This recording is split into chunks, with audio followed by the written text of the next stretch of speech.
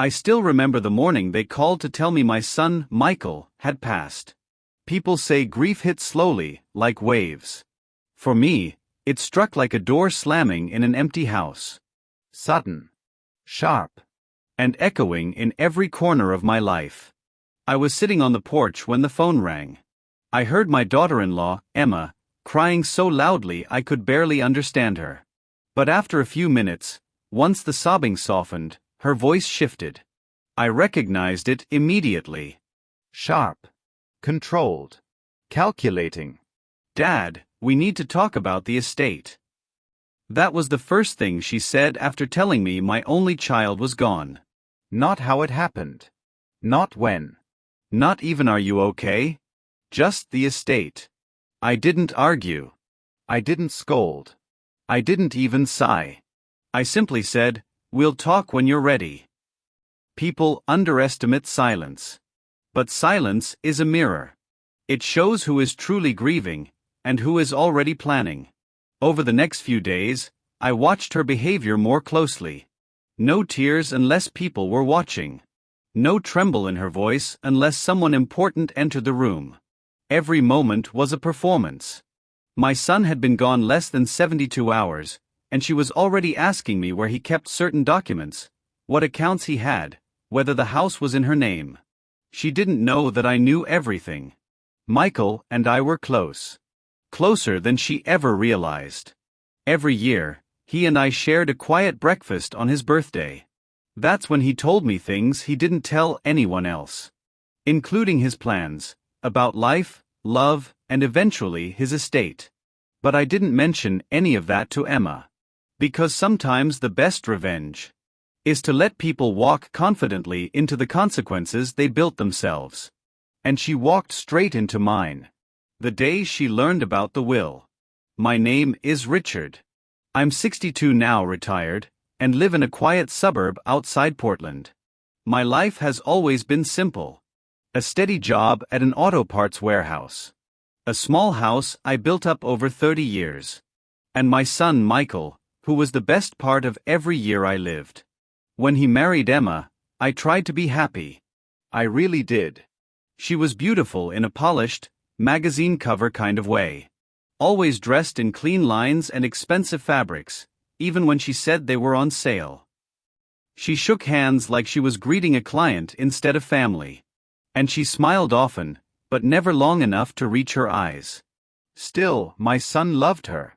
And that meant I tried. But from the start, I felt her watching me. Not like family watches family. More like someone calculating what I could offer, and how soon. Whenever she visited, she asked questions that felt harmless on the surface. How much did you pay for this place? Do you have life insurance? You should let us handle your accounts. It's safer. She said these things with a soft voice. But soft doesn't mean gentle. Michael was blind to it. Love does that sometimes. But he wasn't blind forever. About 2 years before he died, he pulled me aside during one of our birthday breakfasts. He ordered pancakes like he always did, then leaned back and exhaled deeply. "Dad, I think Emma cares more about money than she cares about me." He wasn't angry. Just disappointed. And that's the kind of sadness that leaves a mark. We talked for hours. And by the end of the conversation, he made 2 decisions. First, he would stay with her. He believed marriage required effort, forgiveness, patience. Second, he wanted to update his will just to be safe. He told me everything. What he planned to leave for her. What he wanted for future kids. What he wanted for me. And then he said one more thing, something quiet, almost embarrassed. "Dad, if she ever tries to take everything, I trust you to make sure she doesn't." I didn't know I'd need those words so soon. But life has its own timing. And his came too early. After his funeral, the house felt heavier, quieter. People brought casseroles and sympathy cards. Emma brought a folder. Inside it were forms, statements, questions she had highlighted. She wanted everything. The house. The insurance. The savings. even the truck that still smelled like my son's cologne. She believed everything was hers by default. But she didn't know how carefully my son planned. And she definitely didn't know what he put at the very end of the document. The one sentence that would change her entire world. 3 days after the funeral, Emma requested a meeting at her house. I walked in expecting grief. Instead, I found her sitting at the kitchen table, wearing a fitted black dress, makeup done perfectly, hair curled. There were no tissues nearby. No sign she'd cried at all. "Richard," she said calmly, "we need to go over Michael's assets." I nodded, keeping my voice quiet. Calm. Neutral. She spread documents across the table like a dealer arranging cards. There's the life insurance. The brokerage account. The investment portfolio. The house. And of course, whatever savings he kept with you. She emphasized the last part, as if she expected I was hiding something. I didn't respond.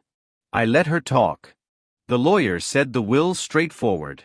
As his wife, I inherit everything unless something unusual is listed. She looked me dead in the eye. And I doubt there's anything unusual, right? She said it like a challenge. Like she already owned the world and simply needed me to acknowledge it. I shrugged. It's Michael's will. We should let the lawyer explain. She didn't like that answer. Her voice sharpened. Richard, I'm his wife. I deserve what he left behind. He wanted me to be taken care of. Now, I knew my son. And I knew the truth behind her words. Emma didn't want to be taken care of. She wanted wealth. She wanted lifestyle. She wanted freedom without responsibility. She wanted everything he worked for. I didn't argue. I simply said, "We'll see at the reading." Her jaw tightened. She didn't like waiting. But sometimes waiting is the quietest form of justice. Over the next week, her impatience grew into something sharper.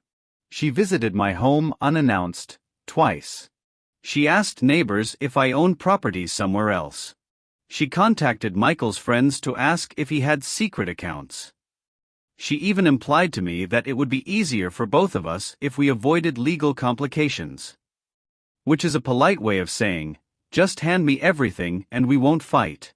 But I don't fight. Not with yelling. Not with anger. I let truth fight for me.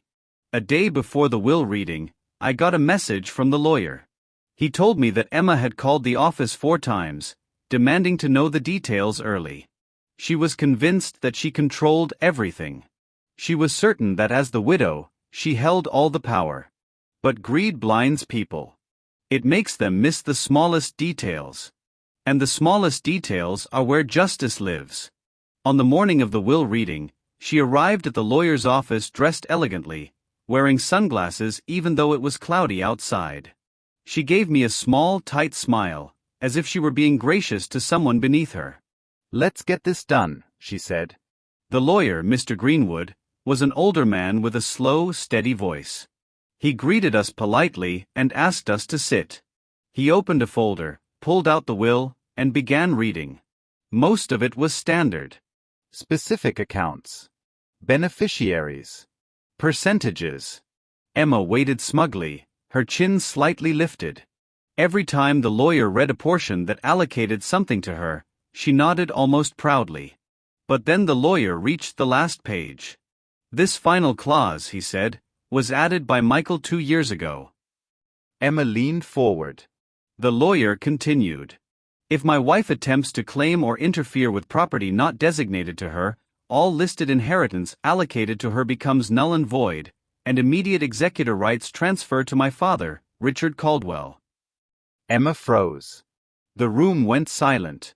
Then the lawyer turned the page and read the last sentence, the one that ended everything she thought she controlled. "This clause cannot be contested. Any legal challenge will result in full forfeiture." Her face drained of color. She stuttered, What does that mean?" The lawyer folded his hands calmly. "It means, Mrs. Caldwell, that if you attempt to claim anything beyond what is assigned to you, you automatically lose everything. and Richard becomes executor of the entire estate. She looked at me then, really looked. And what she saw wasn't anger. It wasn't triumph. It was the quiet strength of a father honoring his son's last request. Emma tried to recover her expression, but her voice shook. That's ridiculous. Michael would never write that. The lawyer tapped the signature at the bottom of the page. He came into my office personally. He signed it in front of witnesses. It's all legally binding. She turned to me, eyes narrowed. Did you make him do this? Did you pressure him? I shook my head slowly. No. He made this decision on his own. But inside, I remembered that breakfast years ago, the sadness in my son's eyes, the worry in his voice, the trust he placed in me. Emma began pacing the room. This doesn't make sense. Why would he do that? The lawyer kept his tone neutral. Clients add clauses like this when they fear potential conflict, or when they want to ensure their estate is handled responsibly. She glared at me. So he didn't trust me? Is that what you're saying? I didn't answer her question. I answered the truth. Michael trusted who he trusted. She hated that answer. Her calm mask cracked fully now. Anger seeped through. This is unfair. Completely unfair. The lawyer cleared his throat. Mrs. Caldwell, you are still the beneficiary of the items listed specifically under your name. You received the personal savings account, the car, and half of the joint investment portfolio. She blinked. That's it. That is what your husband allocated. She slammed her hand on the table. He promised me the house. The lawyer flipped another page. The house is solely in Michael's name. And per this clause, if you contest its ownership or demand legal transfer, you forfeit everything else. She sat back down slowly, breathing hard. This can't be happening, she whispered. But it was. She tried another angle. Well, I lived there with him. Doesn't that give me rights? It gives you temporary residence, the lawyer said. But not ownership. She turned to me. You can't do this. You can't take his home away from me. I kept my voice calm, steady. I'm not taking anything from you. Michael made these choices. Her lips trembled, not from sadness but from outrage. Then she played her final card. If you cared about your son, you'd honor what he wanted for me. I nodded slightly. And I am honoring what he wanted. What he wrote. What he signed. What he asked of me. She stared at me, her eyes narrowing. You're doing this to punish me. No, I said quietly. I'm doing this to protect him. She didn't respond. She just looked away, realizing she had walked into her own trap. The meeting ended shortly after. But her fight wasn't over. Over the next month, she tried everything. She contacted a different lawyer. She asked friends for advice. She even tried to guilt me, calling late at night, crying about being abandoned and left with nothing. But every lawyer gave her the same answer. Once you contest, you lose all inheritance. It's airtight. She tried to threaten me once. You know. I could tell people you manipulated him. I sighed softly. You can tell them whatever helps you sleep. The will speaks for itself. Silence. She realized she couldn't win. And slowly, her calls stopped. Her messages became fewer. Then one afternoon, she showed up at my house. Her makeup wasn't perfect this time. Her hair wasn't styled. She looked tired, worn, and frustrated. Richard, she said quietly, I want to make a deal. I didn't move from the porch chair. What kind of deal? You can keep the house and everything else. I won't contest. Just give me something additional. Anything. Please. Her voice cracked on the last word. But it wasn't grief. It was desperation. I looked at her for a long moment. Then I said the one sentence that ended the conversation completely. Emma, the only thing I can give you is the chance to do better with what you already have. She blinked, confused. But deep down she understood. She left without another word. And for the first time, I saw her not as my daughter-in-law, but as a woman finally facing the consequences of her choices. Life settled slowly after that. I became executor of my son's estate. Just as he wanted. I handled everything carefully, quietly, and with respect for who he was. The house he grew up in, the one he wanted protected, stayed in the family. I fixed the front steps, repainted the porch, polished the wooden banister he used to slide down as a kid. His investments were placed in a trust, the way he planned. Some of it would go to charities he believed in. Some to future family members he hoped to have one day. And some, his personal request, would be kept for me. Not because he thought I needed it. Because he wanted to honor the years I spent raising him alone. Every step of the process felt heavy, but also meaningful. Emma kept the items she inherited. The personal savings, the car, and her portion of the portfolio. It was more than enough for someone who worked full-time and lived comfortably. But she wasn't satisfied. Because greed never is. Twice I heard she tried asking different lawyers if she could find a loophole. All of them said the same thing. Your husband protected his will too thoroughly. You challenge it, you lose everything. Eventually, she stopped asking. A few months later, she moved out of the house Michael bought and rented a small apartment across town. It was modest, clean, simple. Almost like she was finally learning how to live without luxury propping her up. One day, about 6 months after everything settled, she asked to meet. We sat at a small cafe. She looked calmer this time. Not elegant. Not polished. Just human. Richard, she began, I know I made mistakes. I said nothing. I wanted her to speak without interruption. I shouldn't have pushed so hard. I shouldn't have treated the estate like a prize. I was scared. I was angry. I didn't know how to be alone. I nodded slowly. She continued. I loved him. But I also loved the life he gave me. And after he died, I panicked. I'm not proud of that. I let out a long, soft breath. Grief does strange things. She looked at her hands. Did he really write that clause because of me? He wrote it because he wanted peace, I said. And he wanted his choices respected. She swallowed hard. I understand now. And for the first time since my son's funeral, I believed her.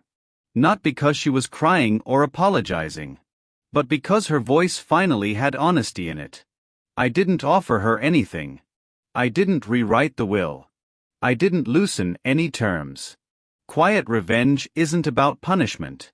It's about truth revealing itself. And the truth was simple. She lost everything she tried to steal. And she kept only what she truly earned. Time has a way of softening even the sharpest memories. Michael has been gone for years now. But I still sit on the porch some mornings and picture him walking up the driveway, coffee in hand, smiling like he used to. I don't think Emma was ever evil. Just misguided. Lost in comparison, in status, in the idea of a life bigger than the one she had. She reached for everything. And ended up with only what was rightfully hers. As for me, I learned something valuable through all this. Justice doesn't always need noise. It doesn't need battles or bitterness. Sometimes it only needs patience. One sentence in my son's will protected everything he cared about. And that sentence did more than secure an estate. It revealed character. It showed who valued love. And who valued wealth. In the quiet moments of my life, I think about that. I think about the man my son was. Strong, kind, thoughtful. I think about the mistakes Emma made and the lessons she learned. And I hope, wherever life takes her, she remembers the cost of greed. As for me, I found peace not through anger, but through restraint. Because sometimes the world teaches its own lessons. We just have to let people meet them. In the end, I still miss my son every day. But I honor him with the choices I make, the memories I protect, and the home I keep standing for him. And whenever someone asks me how I stayed so calm through everything, I give the same answer every time. Sometimes silence is the best revenge.